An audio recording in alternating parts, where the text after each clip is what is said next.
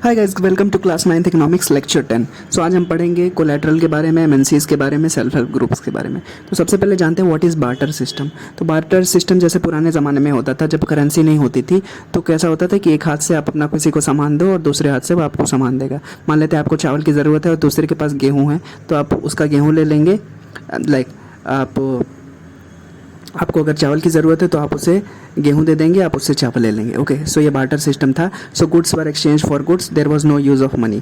But उसमें एक problem थी कि डबल कोइंसिडेंस ऑफ वांट्स चाहिए था, मतलब आपको भी चीज़ खरीदनी है और किसी को चीज़ बेचनी है, तभी वो बार्टर सिस्टम सक्सेसफुल होता था। नहीं तो मान लेते हैं अगर आपको चावल चाहिए लेकिन कोई गेहूँ बेचना ही नहीं चाहता है तो आप कैसे एक्सचेंज करेंगे। ओके, तो ये प्रॉब्लम था बार्टर सिस्टम में। फिर उसके बाद में मनी सप्लाई बढ़ी, मनी करेंसी छपी, तो वो आसान हो गया, एक्सचेंज का सिस्टम हट गया। ओके, सो अभी जानते हैं व्हाट इज़ कोलैटरल। कोलैटरल मतलब जब आप कोई चीज़ गिरवी रखते हैं, मान लेते हैं आप बैंक से कोई लोन लेते हैं, मान लेते हैं 50 लाख का लोन लेते हैं, तो उसके एवज़ में बैंक आपसे कहता है कि आपके पास कोई प्रॉपर्टी है क्या जिसके बिहाफ पे हम आपको मतलब दे सके, जिसके एवज़ में, या फिर आपको कोई रनिंग बिजनेस है क्या जिसका इतना बिजनेस है कि हम 50 लाख का लोन आपको दे सके। मान लेते हैं आपके पास कोई ज़मीन है 60 लाख की, तब बैंक सोचेगा कि हाँ हम इसको 50 लाख का लोन दे सकते हैं, क्योंकि अगर आप लोन नहीं पे कर पाए तो बैंक उसको मतलब हड़प ले, मतलब उसको उस प्रॉपर्टी को आपकी सीज कर लेगा। Okay, so collateral is an asset of borrowers like building, land etcetera which is given to the lender as security, मतलब सिक्योरिटी के लिए दिया जाता है for a specific period.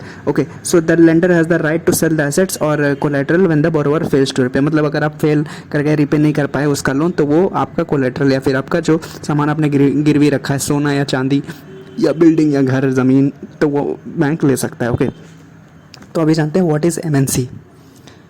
So MNC होता है कि मल्टीनेशनल कॉरपोरेशंस। तो मल्टीनेशनल कॉरपोरेशन वो होते हैं जिनका बिजनेस एक देश से ज़्यादा देश में चलता है। Okay, so multinational corporation has facilities in at least more than one country other than the country of its origin. मान लीजिए जैसे माइक्रोसॉफ्ट कंपनी है, ओके, तो उसका कंट्री ऑफ ओरिजिन है अमेरिका, यूएसए। ओके, लेकिन वो अपने देश से भी ज़्यादा, मतलब अपने देश के अलावा भी बहुत सारे देशों में ऑपरेट करता है। ओके, तो इस वजह से वो एमएनसी है, मतलब अपने देश में तो है ही, साथ ही साथ और भी देशों में है, इस वजह से उसे एमएनसी कहा जाता है। मतलब कम से कम एक देश एक्स्ट्रा होना चाहिए उसके देश के अलावा, कंट्री ऑफ ओरिजिन, तो उसे हम एमएनसी कहेंगे, मल्टीनेशनल कॉरपोरेशन कहेंगे। अभी जानते हैं सेल्फ हेल्प ग्रुप्स के बारे में। तो सेल्फ हेल्प ग्रुप्स में क्या होता है कि जैसे गांव वगैरह में, आप रूरल एरिया में देखते हैं कि 15-20 लोग एक साथ इकट्ठे हो जाते हैं और वो आपस में लोन एक दूसरे को देते हैं, ज़रूरत पड़ने पे लोन देते हैं ताकि मनी लेंडर्स की ज़रूरत ना पड़े। ओके, अभी जानते हैं सेल्फ हेल्प ग्रुप्स के बारे में और डिटेल में। तो इसमें जैसे मैंने कहा कि it is an organization constituted to collect the savings of the poor, मतलब किसी इलाके में कुछ गरीब लोग या फिर कुछ लोग अपना सेविंग्स इकट्ठा करेंगे और आपस में ग्रुप बनाएंगे। मतलब उन लोगों में से अगर किसी को लोन चाहिए तो उस पैसे के जितना कलेक्ट किया है उसमें से लोन ले सकते हैं किसी लोअर रेट ऑफ इंटरेस्ट पे। ओके, उनको वहाँ पे कोई कोलेटरल नहीं देना पड़ेगा, कोई सिक्योरिटी नहीं देना पड़ेगा जैसे बैंक्स वगैरह में होता है। ओके, या फिर मनी लेंडर्स को होता है, तो मनी लेंडर्स के चंगुल से भी बच सकते हैं, आपस में अपना काम भी कर सकते हैं लोन लेकर के, और फिर बाद में रिपे भी कर सकते हैं। Okay, so it collects the savings of the poor, so members can take small loans from the group, okay, to meet their needs। तो अपनी ज़रूरतों को पूरा करने के लिए आपस में लोग लोन ले सकते हैं सेल्फ हेल्प ग्रुप के अंदर। So if a group is regular in its savings it can avail loans from banks, मतलब ये ग्रुप अगर रेगुलर है, अच्छे से काम कर रहा है सेल्फ हेल्प ग्रुप,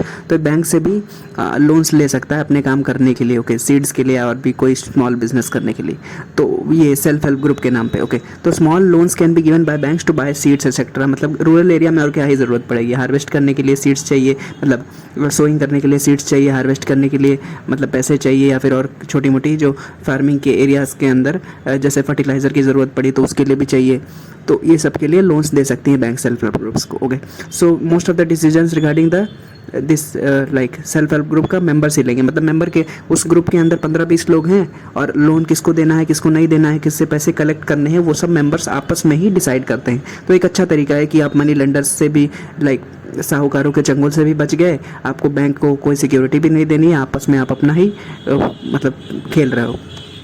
ओके, तो self help groups help to overcome the problem of lack of collateral, मतलब कोई चीज़ आपको गिरवी नहीं रखनी जैसे मनी लेंडर्स के साथ करनी पड़ती है या फिर बैंक्स के साथ करनी पड़ती है।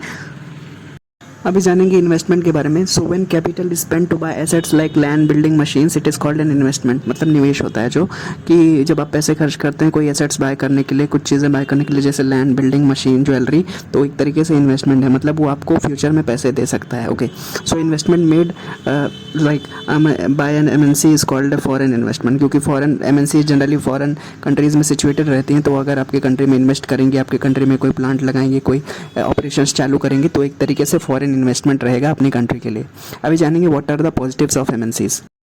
सो एक एडवांटेज है एमएनसी का कि flow of foreign investment which helps to reduce the current account deficit. Current account deficit क्या होता है कि जैसे आपने इंपोर्ट ज़्यादा कर लिया, ज़्यादा पैसों का कर लिया सामान और एक्सपोर्ट कम किया, तो इससे क्या होगा कि आपका लाइक एक तरीके से करंट अकाउंट डेफिसिट हो जाएगा, ट्रेड डेफिसिट हो जाएगा। तो उसको मीट करने के लिए भी एमएनसी मदद करता है, क्योंकि एमएनसी के थ्रू आपके देश में फॉरेन इन्वेस्टमेंट आता है, डॉलर्स आते हैं, जिसके थ्रू आप अपने करंट अकाउंट डेफिसिट को मीट कर सकते हो। जो आपका ट्रेड डेफिसिट है, जो आपने इंपोर्ट ज़्यादा कर लिया है, उसके पैसे को मीट कर सकते हो, बैलेंस कर सकते हो। Okay, so MNCs also bring modern technology, innovation, research and development MNCs लाती हैं अपने साथ ही साथ।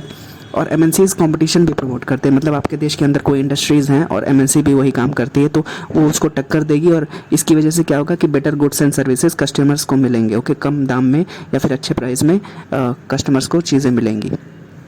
सो एमएनसी ऑल्सो प्रमोट्स एक्सपोर्ट्स, क्योंकि एमएनसी जो रहेंगी चीज़ें कुछ प्रोड्यूस करेंगी जिससे आप दूसरे देशों में लाइक एक्सपोर्ट कर सकते हो, तो MNCs also promote exports. Okay, so अभी जानेंगे what are the disadvantages of MNCs, मतलब उसके कुछ नेगेटिव्स क्या हैं। पहला डिसएडवांटेज ये है कि it causes local business hurt. Local business hurt क्या, मान लेते हैं एमएनसी कोई बड़ी बहुत मैसिव कंपनी, हज़ारों करोड़ की कंपनी आपके देश के अंदर आ गई, और आपके देश के अंदर छोटी छोटी इंडस्ट्रीज़ हैं जो वही काम करती हैं जो एमएनसी करती है। तो एमएनसी तो बड़ी है, बड़ा लाइक एक तरीके से बड़ा एलिफेंट है, तो छोटे बिजनेसेस को खा जाएगा। Okay, so MNCs can cause local business hurt, it can cause unbalanced development. मतलब एमएनसी क्या होता है, किसी देश में अगर 3-4 शहरों में एमएनसी है और बहुत सारे स्टेट्स में नहीं है, तो अनबैलेंस डेवलपमेंट हो जाएगा। मतलब कुछ स्टेट्स बहुत ज़्यादा डेवलप हो जाएंगे, कुछ स्टेट्स बहुत कम डेवलप होंगे, तो एक तरीके से नेगेटिव है, डीमेरिट है एमएनसी का। It can also cause corporate lobbying, तो ये भी एक नेगेटिव डीमेरिट है, लाइक डीमेरिट है एमएनसी इसका कि कॉर्पोरेट लॉबिंग हो जाती है। मतलब कोई एमएनसी अगर बहुत बड़ी हो जाती है ना, तो वो गवर्नमेंट पे प्रेशर भी बनाने लगती है कि आप हमारे लिए ही, मतलब हमारे बेनिफिट के लिए ही लॉज पास करो। ओके, तो कॉर्पोरेट लॉबिंग हो जाती है, मतलब पॉलिटिशियंस के बीच में और बिजनेसेस के बीच में कॉर्पोरेट लॉबिंग हो जाती है कि प्रेशर पे, गवर्नमेंट पे प्रेशर बनाया जाए ताकि गवर्नमेंट पॉलिसीज़ हमारे फेवर में करे। तो ये भी एक डिमेरिट है एमएनसी का, नेगेटिव पॉइंट है एमएनसी का। It can also cause patenting issues, तो ये एक और पॉइंट है कि ये एक और डीमेरिट है, नेगेटिव है एमएनसी का कि पेटेंटिंग इशूज़। मान लेते हैं आपके देश में कोई ऐसी चीज़ है जैसे नीम या हल्दी सालों से यूज़ होती है मेडिसिन के लिए, लेकिन कोई बाहर देश की कंपनी आई, एमएनसी आई, और उसका पेटेंट ले लिया उसने कि हल्दी का या नीम का या उससे कुछ से जो प्रोडक्ट का, और वही चीज़ें, वो प्रोडक्ट्स आपके देशों में हज़ारों सालों से चल रही हैं, लेकिन उसने पेटेंट करा लिया, तो आपके लोकल बिजनेसेस को प्रॉब्लम होगी, क्योंकि वो तो हम तो सालों से उसको यूज़ कर रहे हैं बिना पेटेंट के, लेकिन वो लोग पेटेंट करके कहेंगे कि ये हमारी ही है, ये हमने डिस्कवर किया है, तो ये भी एक पेटेंटिंग इशू प्रॉब्लम हो जाता है। So MNCs can also cause tax avoidance, मतलब ये एक इसका और नेगेटिव पॉइंट है एमएनसी का कि it can cause tax avoidance. मान लेते कोई एमएनसी आपके देश से ही मैक्सिमम प्रॉफिट कमा रही है, लेकिन वो कहेगी कि हमारे ऑपरेशंस बहुत सारे देशों में है, तो वो कह देगी कि इस आपके देश से हमने इतना प्रॉफिट नहीं कमाया, कम ही कमाया, ताकि उसको टैक्स कम देना पड़े। वो बोले कि हमने मतलब दूसरे देश से इतना पैसे कमाए, आपके देश से कम कमाए, टैक्स बचाने के लिए भी कर सकती है। और एमएनसी से क्या होती है, मोनोपोली होती है, मतलब एक ही बंदा मालिक रहेगा।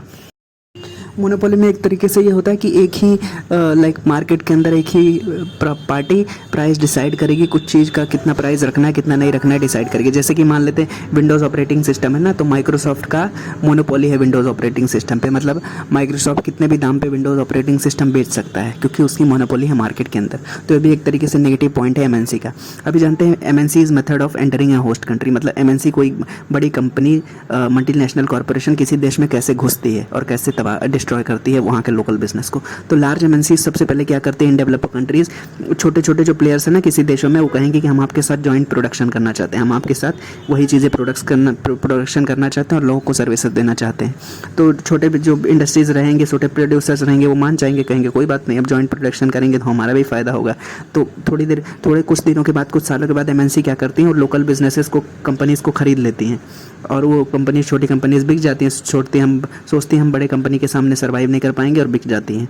तो MNCs bye up local big companies and they expand their production. तो MNCs अल्टीमेटली क्या करती है, जो छोटे छोटे बिजनेसेस हैं उनको खरीद करके कैप्चर कर लेती है मार्केट को, और फिर अपने हिसाब से जितना दाम रखना रहता है चीज़ों का उतना दाम रखती है और लोगों को दिक्कत देती हैं वहाँ के लोगों को। क्योंकि MNC, अब मान लेते किसी चीज़ की 3-4 कंपनीज थी, अब MNC आ गई और छोटे छोटे बिजनेसेस को खरीद लिया, तो अभी एक ही मालिक हो गया ना, तो अभी कितना भी किसी भी चीज़ का कितना भी प्राइस रख सकता है और कस्टमर्स को पे करना ही पड़ेगा, क्योंकि MNC की उस एरिया में मोनोपोली हो गई है ना।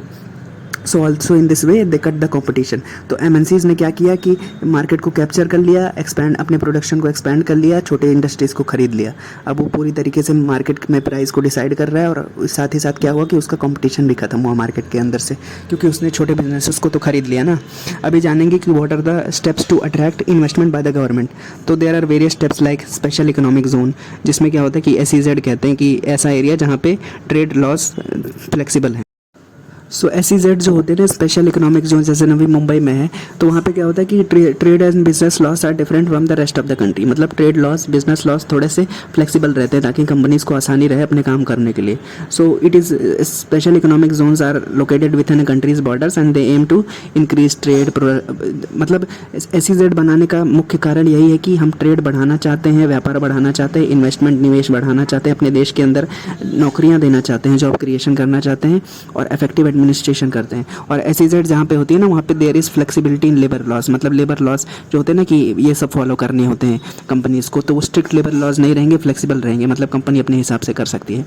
साथ ही साथ लेबर लॉज फ्लेक्सिबल रहेंगे और उन कंपनीज़ को कुछ रियायत भी जाती है। मतलब कोई भी कंपनी अगर स्पेशल इकोनॉमिक जोन के अंदर आती है ना, तो उस कंपनी को कुछ सालों के लिए टैक्स में रियायत दी जाती है कि आप कम टैक्स दो, 5% दो या 0% दो, 10% टैक्स दो। धीरे धीरे जब कंपनी प्रॉफिट करने लगती है तो टैक्स को बढ़ा दिया जाता है। तो इस तरीके से SEZ में जो कंपनीज रहती हैं उनको भी फ़ायदा होता है, और जिस एरिया में लोकेटेड है वहाँ के लोगों को और इंडस्ट्रीज़ को भी फ़ायदा होता है। ओके, तो there is like development also, trade also, increased job creation also, and companies को भी अच्छा है कि भाई लेबर लॉस फ्लेक्सिबल कर दिया, अब हम अपने हिसाब से काम कर सकते हैं। टैक्स का भी कम कर दिया तो हम अपने हिसाब से काम कर सकते हैं, कम टैक्स देना होगा। So these were the few things in today's class. If you have any doubts, you can ask in the comment section. Okay, so thank you so much for watching. Bye bye.